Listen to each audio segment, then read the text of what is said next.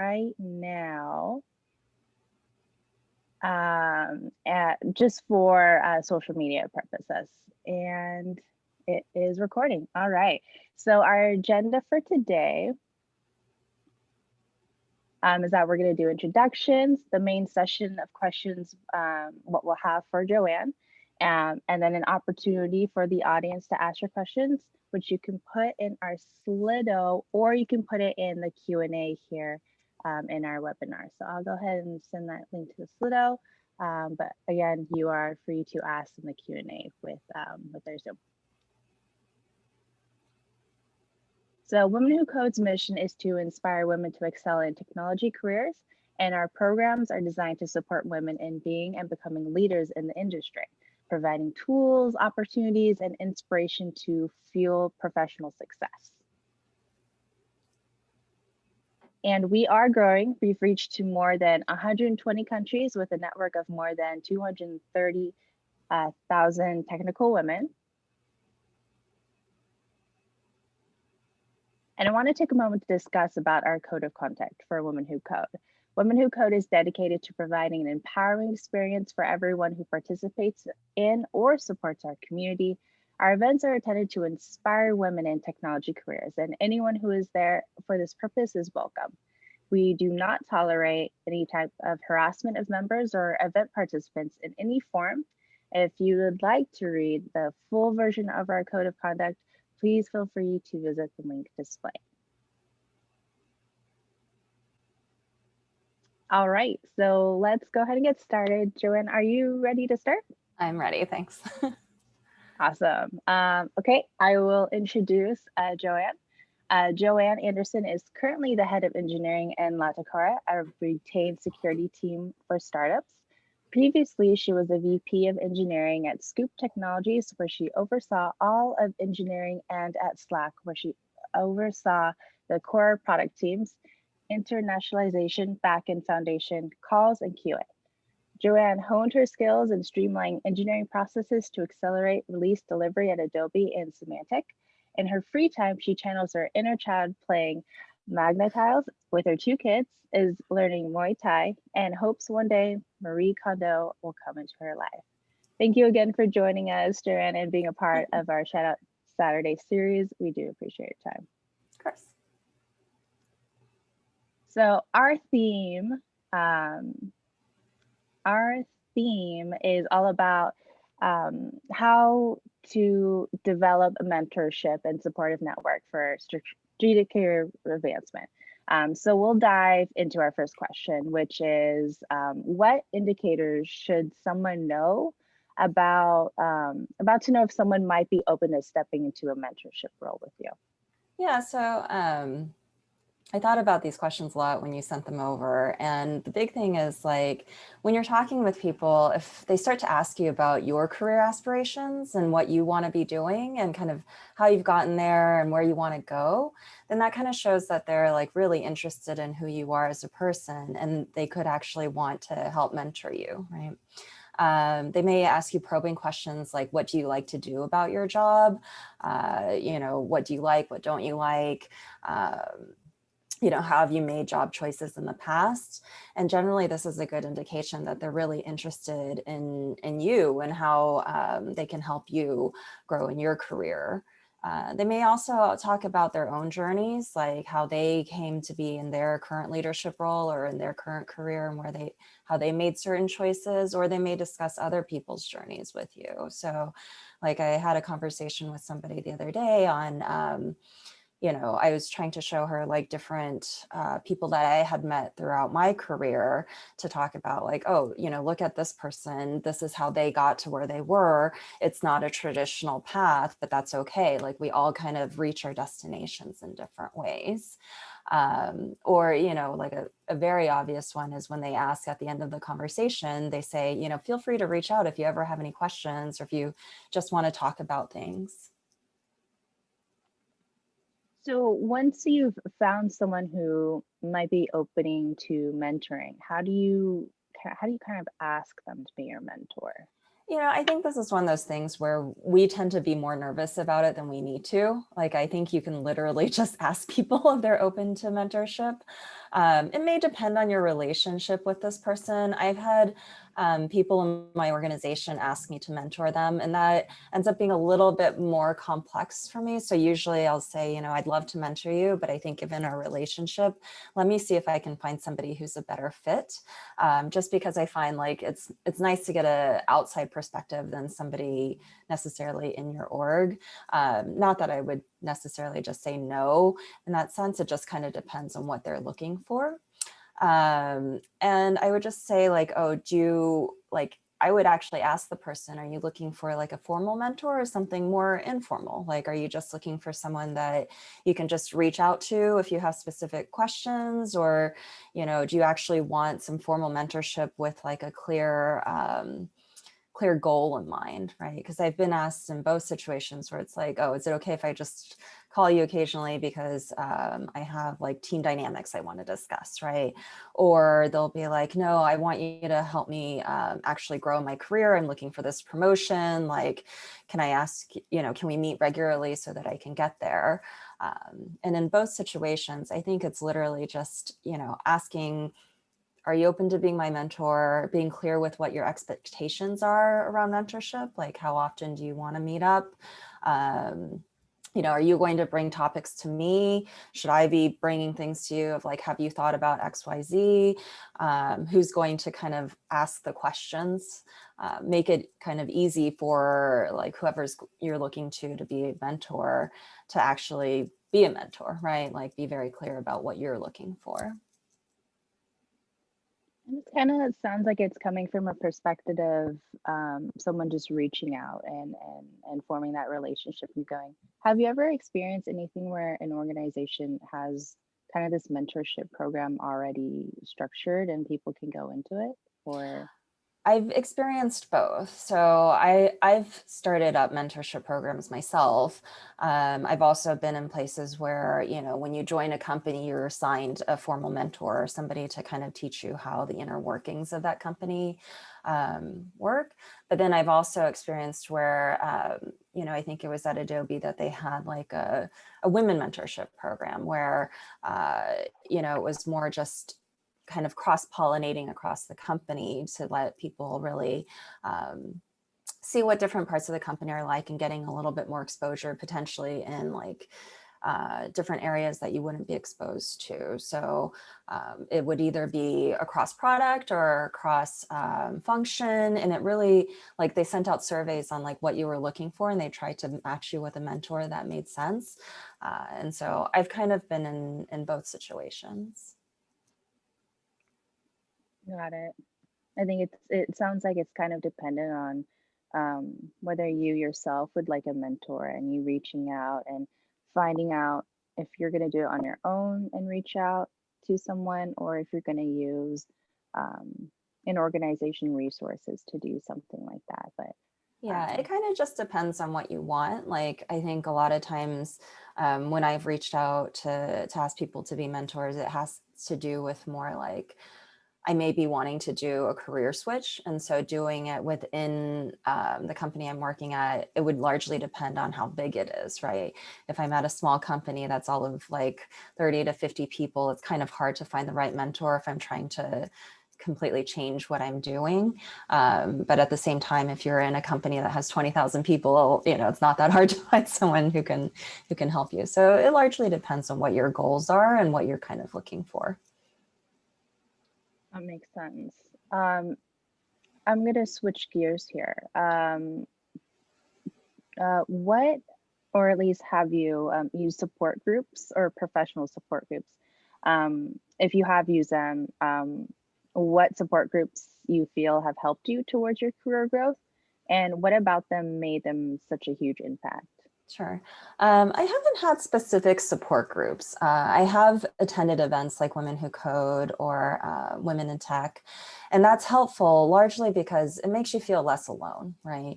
You know that there are other people like you in this industry who, you know, may have, like my career path is pretty, I don't know, in some ways it's very traditional, in some ways it's very like untraditional. And so just meeting other people who kind of have come into this in different ways is, hugely helpful. One of the support groups I did belong to within a company was an ERG, an employee resource group, that was basically all the moms at a company, right? And it was a tech company, so it was a very small group of women. But it was nice. It was nice to complain about things like, you know, it's hard to balance at the end of the day when you have to go home and you have the kids, and like, how do you figure out like, okay, well, when does work stop and when does family begin, and how do you juggle career with, you know, being a mom? And, you know, that was hugely helpful to make me realize that like, oh, there were people who have done this. You know, there were women who were more advanced in their career, and I could see them and they're like, yeah, no, it gets easier. Like, you know, my 3 kids are mostly grown now. Like, it gets a lot easier. Like, there's not the constant diaper changing. There's not the constant like sleepless nights. Like, you're going to sleep better and things are going to change. And like right now you feel like your career is completely off track, but like it'll get back, you know, so to not worry.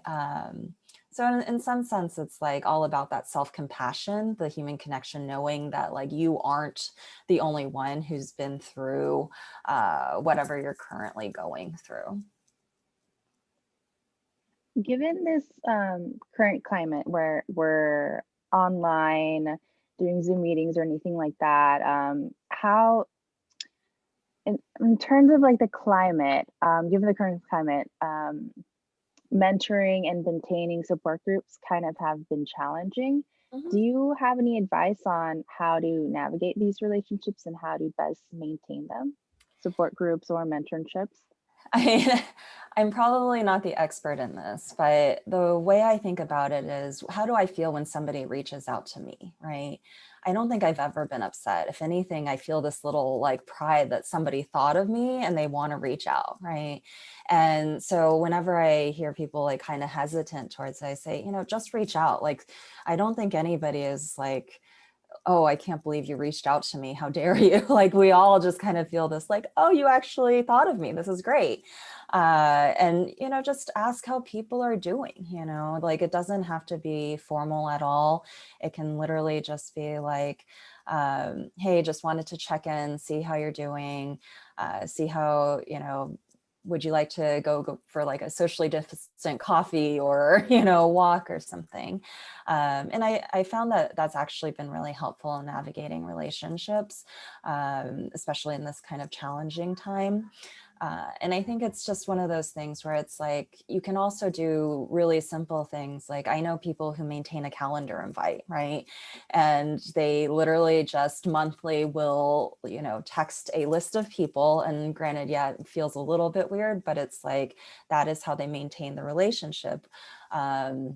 They also do things like, oh, you know, they try to make it a little bit less friction, where it's like, okay, let's go for a walk once a month, right? Or like every fourth Sunday or something. And that's just what they do. And, you know, everybody's kind of in this weird headspace, I want to say, with pandemic, just because, you know, we're all not quite sure what's going to happen in the future.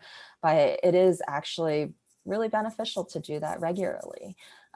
One of the women I know who's also like an engineering leader, she's actually created a monthly leadership group, right? And she does it, you know, I think once during lunch and then once in the evenings, just to accommodate people who may have busy work schedules, or other people who have like kid responsibilities.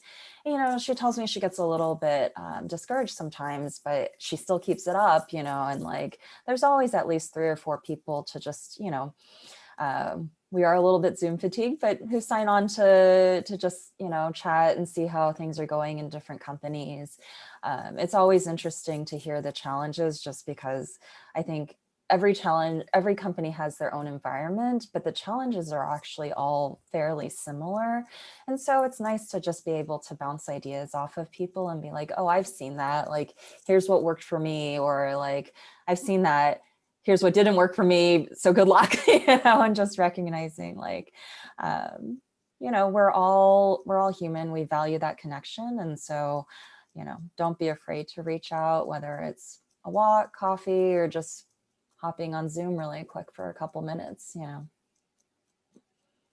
I like that. And having like, you know, the scheduled meetings of like, okay, well, let's try this for like once a month or every 2 months or something, and just to check back. So it's kind of like establish a, let's keep this going. Yeah. I think one person, or a long time ago, there is this app called Fabric or something that notifies you on when's the last time you spoke to someone or something, and then it reminds you like every how often or how frequent you want to keep that relationship up for this different type of tools. So I Yeah. like that you mentioned that the leadership group has something scheduled monthly. The idea of reaching out and just being like, do you want to do a social distancing Yeah. coffee break or something with me? Like just Yeah. reaching out. Like I think those are really good solid advice. And it just sounds like this the tips that you've given is just more like just go for it and reach out for it and just do it. And if Mhm. someone doesn't the worst thing that they can do is not respond. Yeah. And don't But take it most likely. personally, right? We don't know what's going on in people's lives. Like, just don't take it personally. Like, I have definitely had that happen to me, and I've like reached out to the person like afterwards, or I've run into them and they're like, oh my gosh, I'm so sorry, I just completely forgot, and it's like most of the time it's not personal. It's like it's just not something that's like we all get busy with various things and just forget, right? And also, if you don't necessarily, if the person doesn't have time, you can also just say, do you know of any support groups or people who are meeting regularly that I could join? Because, I'd love to figure out how to talk through some of these issues with others too. Sharing that.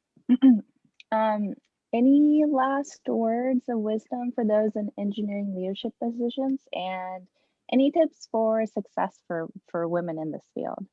I mean, I'm not a very good words of wisdom person, but one of the things that's come up for me recently amongst people that I manage is I just want to tell everyone that like everyone suffers from imposter syndrome. You're not alone. It doesn't matter how far advanced that you get in this field. I know people who are CEOs, CTOs, they still wonder if they really should be where they are, or like if they're doing a good job. So not letting that kind of inner critic or feeling really stop you. Like a lot of times we are literally our harshest critic. And I think it disproportionately affects women, and just trying to remember that like, no, we got where we got because we deserve it, right? Secondly, I just wanted to say, always support women around you. I know that this should be kind of a given, but I think sometimes there's a bit where it's like, oh, but I got where I got by climbing tooth and nail, and like you should struggle through the same. And I really believe like, no, we should just try to support everybody as much as we can. Like if you can give somebody a leg up, give somebody a leg up. Like like they'll appreciate it, and hopefully they'll pay it forward too. I actually think those are great words of wisdom. That was no, I mean, I when just reflecting, one of them was everyone goes through imposter syndrome and then help others. And that kind of goes with being a mentor and having supportive groups is supporting those who are in those groups or organizations and to lift everyone up. I Yeah. I mean, the best thing is to be your own cheerleader, but sometimes you just need that team around you to be like, nope, you're amazing, you're doing great. Like, and it's like, it's hard. And like, sometimes, we all make mistakes. There's definitely times where I'm like, I can't believe I did that. And someone else is like, it's not a big deal. It really isn't. Like, you'll get past this too. And, just reminders of like how far you've come, like just having that really good network around you is so important. All right, so it is that time to open this up and answer questions from the audience. So let's take a look at what our audience would like to know. If you'd like to add more questions, please feel free to add in the Q&A for our webinar. So first question I have here is, thank you for sharing your thoughts, Joanne. I have a question. How do you build trust, gain trust as a leader? So my personal way of doing this is showing my own vulnerability. I don't know if this works for everybody. I know that as leaders, we're often told like we have to have a certain leadership facade.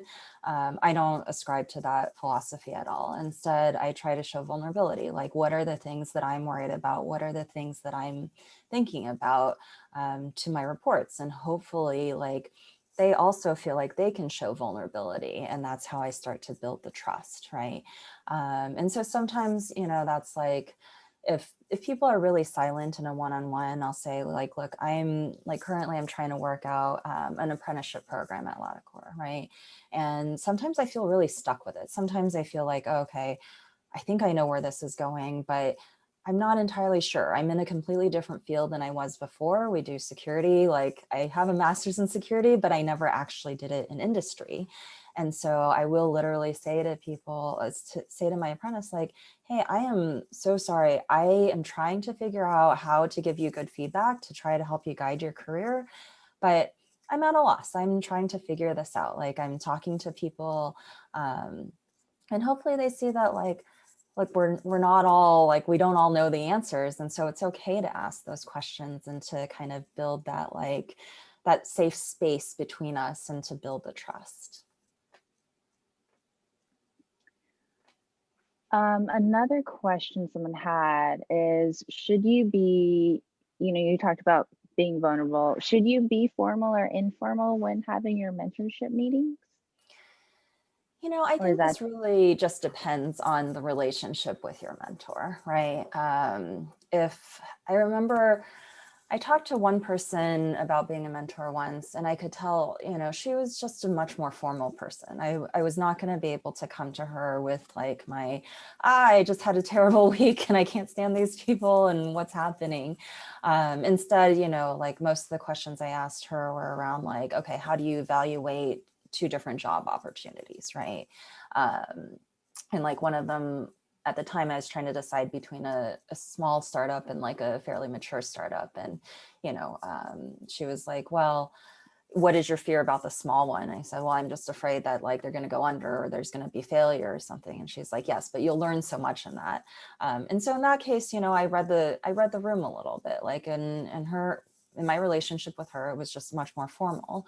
I've had other mentor-mentee relationships where I can literally like curse and like, it's totally fine. Like, they recognize I'm just venting, and it's not like a judgment on my character. Like, I just need to vent, and I need to know somebody else who's been there, and to kind of be like, okay, help me relate, help me figure out, how did you get through this troubled time, and how did you get through these like challenging situations? So I think it really just depends on the people involved.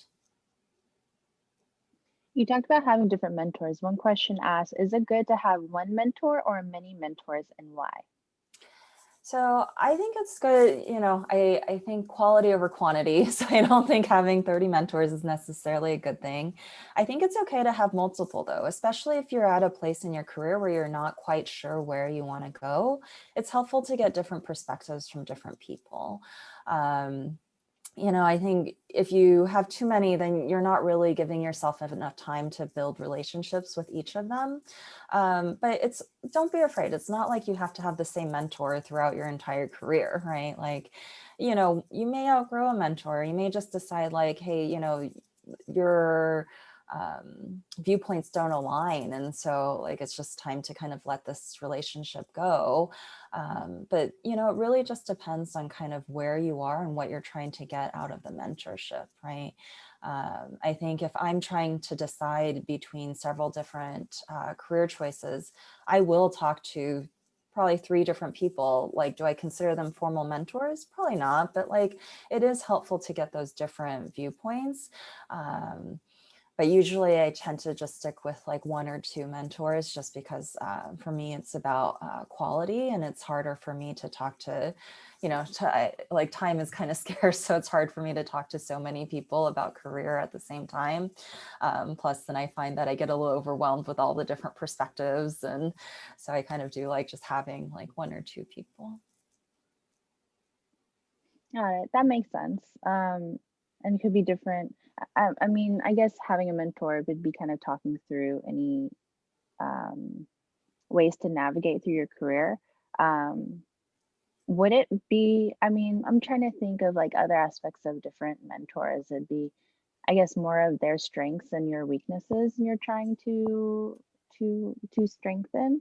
Yeah, so some of the things like you might ask a mentor, like for me, I tend to be a fairly emotional person, right? And I've definitely asked people in the past of like, okay, well, how did you get past that? Like, especially in these like kind of tense meetings with other management, like how do you, keep a level head, and how do you make sure that like, you're coming at it from a logical, reasonable place? And one person gave me the technique of like, when you find yourself kind of getting that elevated emotional place, like take a deep breath. And when you exhale, literally visualize like pushing the people away from you, right?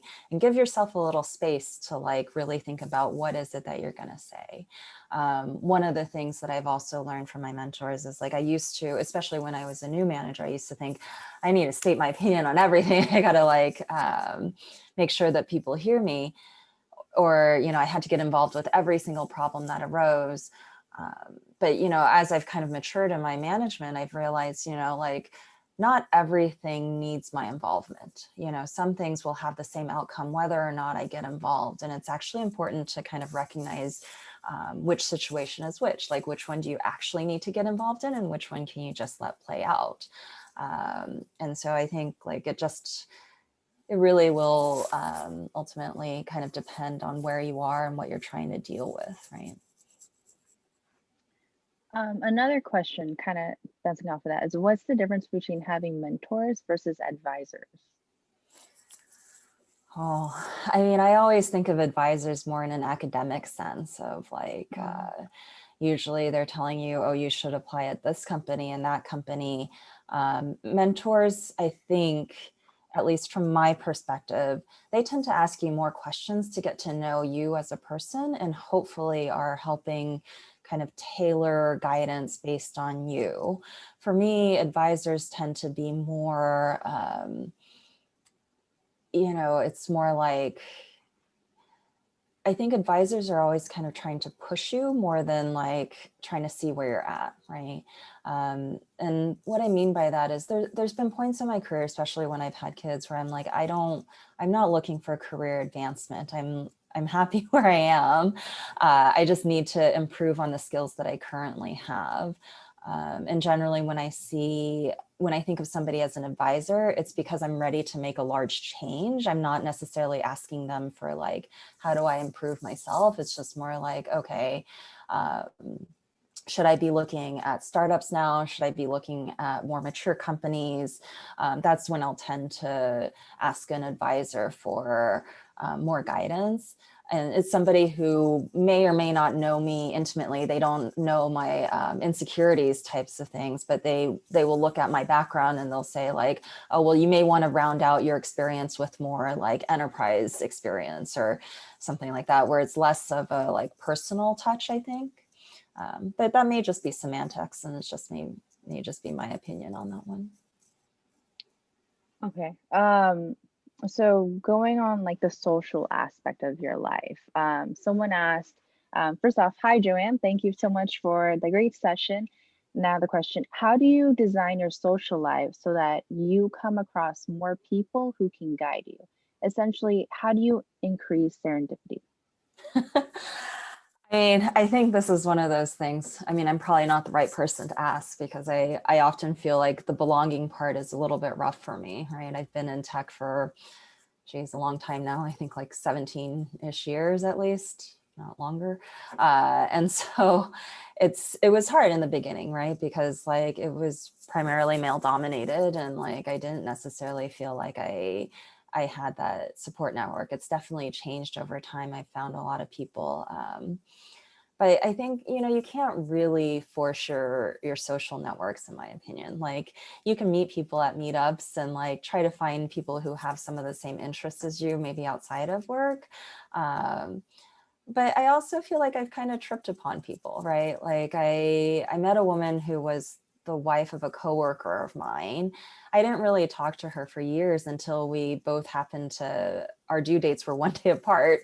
And, now I talk to her all the time, but it's just really random as to like, oh, how can she help me? Right? Like she works in privacy at Google. Like, but the other day I had a different friend reach out saying like he had somebody who had just joined a startup and they were trying to understand how Google does something. And I was like, well, I can try to put these two people together.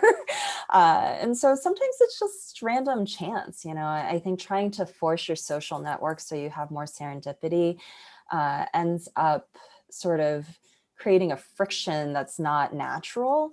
And so really, I think you should instead look at the social networks that you have and kind of be open-minded that oh, Silicon Valley is actually a pretty small place. I bet somebody may know. And it never hurts you to reach out and be like, hey, do you happen to know anyone at X company? Or do you happen to know, this happened to me the other day. A woman was looking for a new role and she gave me the 3 companies that she was looking at. And I was like, I know people at 2 of them, but I don't know the third. But I said, let me just look on LinkedIn by chance, if I know anyone. And I looked, and then sure enough, there was an engineer who I never really worked with that closely, but I happened to see in the coffee room occasionally at a previous company. And he was working at the company that she was looking at. And I was like, well, okay, I haven't talked to him forever, but let me just reach out on LinkedIn because what's the harm, right? Seriously, what's the harm?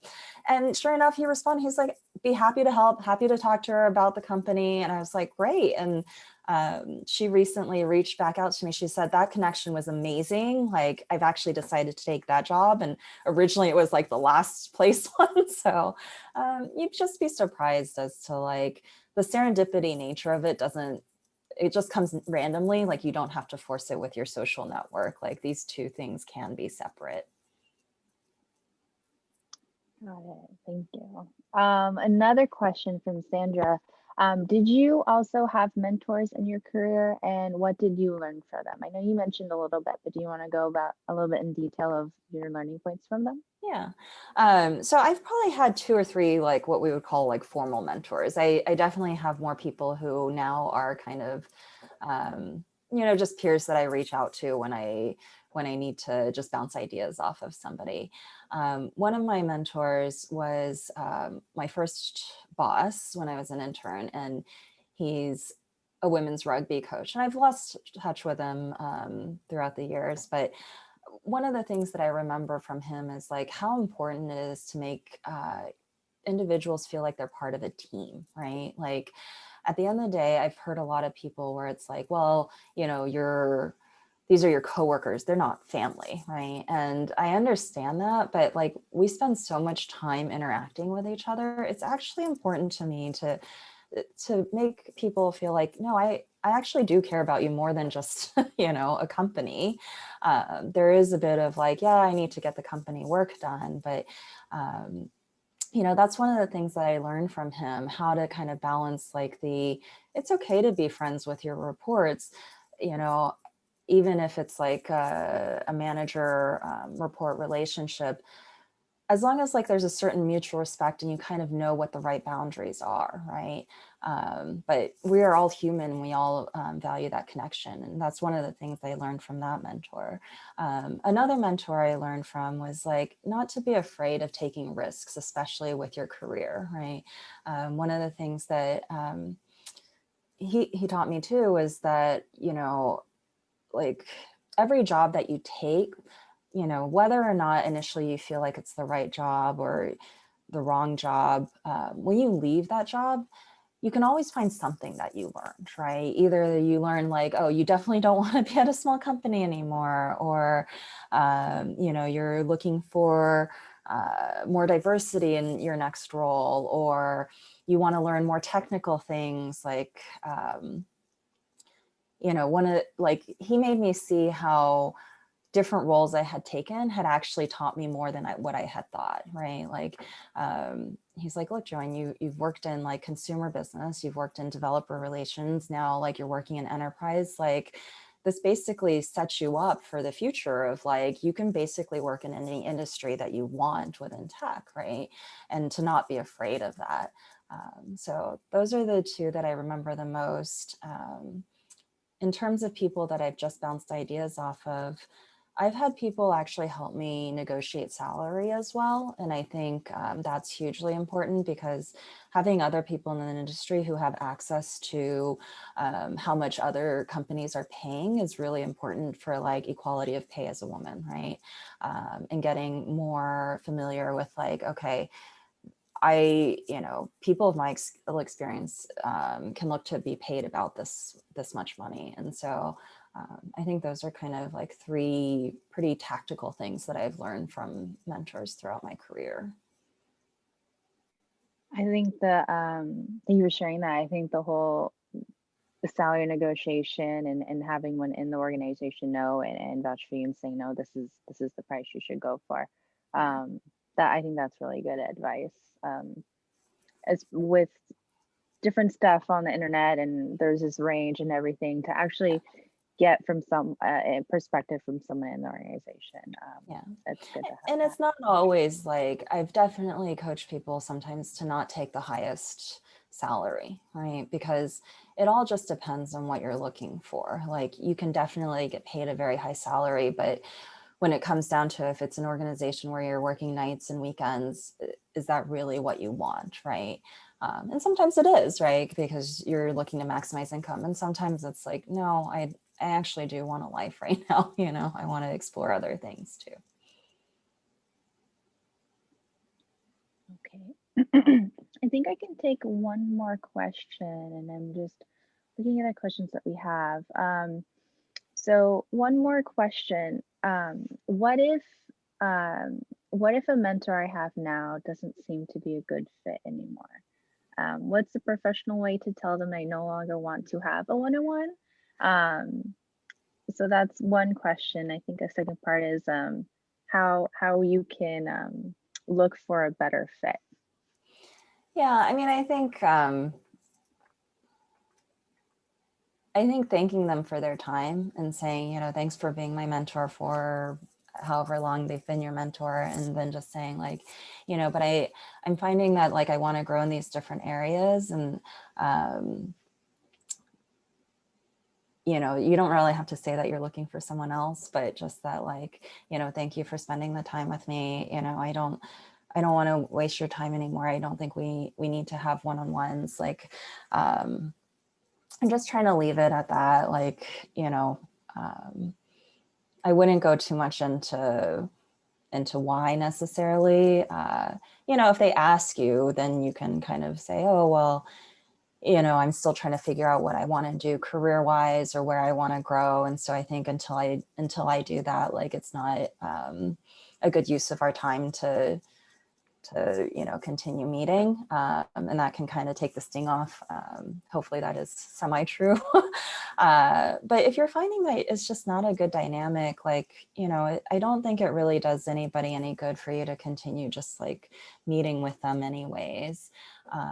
In terms of finding a good dynamic, like, you know, just have coffee with people, keep it light, right? Like you don't have to go with a formal mentor relationship just yet. Like start with, I've had plenty of coffees with people, I mean, pre-pandemic, but you know, where, you know, it was just literally just coffee. Like they never asked me to meet again. And I was like, oh, okay. Like I thought it was a pretty good chat. It's a little bit like dating, you know? But I've also had ones where I've had coffee and I mean, I don't drink coffee, so any beverage, boba tea. But you know, and afterwards somebody will be like, you know, this was really fun. Would you mind if I like reached out to you next month? And like, I'm like, no, I love like talking. Like, let's just meet next month, right? And keep it light until you're sure, like, hey, this is something I want to do regularly, right? Like, I don't think there's any harm in keeping it informal. I think, you know, if the only reason why to be more formal with a mentor-mentee relationship is if you're not sure this person has time, and you really know that like they're who you want to learn from, like, you know, they're exactly in the role that you want to have in a year. And so like you really need their time. Then I would say yes, like try to keep it formal and make sure that like you come with clear expectations. But outside of that, I think, you know, just keep it light. You know, anytime you think you might have a potential mentor, ask the person like, hey, can we have coffee because I have this situation that I'd love to talk through with you, right? And like be clear about like what it is that you're trying to talk to them about, and see if they can actually, if you actually feel good after that discussion where you feel like, oh, they've opened your mind, or do you feel like, you know, this really wasn't a good use of my time, in which case you can kind of just be like, oh, thanks, yeah, it was really helpful, and then, you know, just kind of move on from that. So kind of the takeaways I've gotten from all of this is when it comes to finding a professional support group or finding a mentor, it's really finding about yourself and what you want to get out of it, whether it's how to navigate through difficult situations in your position, and getting insight from a person in that position, or if it's just more of a bouncing of ideas, whatever it may be. It just sounds like finding the good fit of what your professional goals are, and finding the right fit of in terms of like personality, or the way how the meetings are, whether it's formal or informal, or if it feels right. Maybe that not might generalize it, but I think it sounds like you'll know who the right mentor would be in, and if they're okay to being your mentor, and your professional goals. I think that was a good summary of it. Yeah. A good With a summary. little bit of everyone has imposter syndrome. It's okay. Don't worry about that. It happens. But also still just go for it. Yeah, I think one of the things that you touched on, which is really important, is like, do it because you want to do it, not because you think it's the right thing to do, right? Like, I think that really makes the world a difference in terms of finding a good fit and like finding something that makes sense for you. Makes sense. All right. So that is our time. Thank you again, Joanne, for taking the time to meet with all Diane, of for us. having us. And I enjoyed our chat today, and I appreciate again for sharing your experience and perspective. And thank you to everyone who attended our event for Shout Out Saturdays. A summary of this interview is planned to be posted on our chapter blog. Follow us on our Medium blog to get updated on our recent posts. I'll go ahead and quickly put that information there so everyone can see it. You can access, through that link, you can access previous recordings of our events when you join our community and click on the link tree. And you can follow us on our social media platforms. Just a reminder, the concept of Shout Out Saturday series was promoting women professionals who want to share their insight into the tech world through overcoming obstacles, highlighting accomplishments, or tech industry advice. If you enjoy this session and would like to share a career journey or know someone who would be a good fit, please reach out to us and let us know, and send us an email to cv@womenwhocode.com with the subject line Shout Out Saturday application. Thanks again, everyone, and have a great weekend. And again, thank you so much, Joanne. I had a great time. Absolutely. Great Thanks, advice. Diane. All right. Bye, everyone. Bye.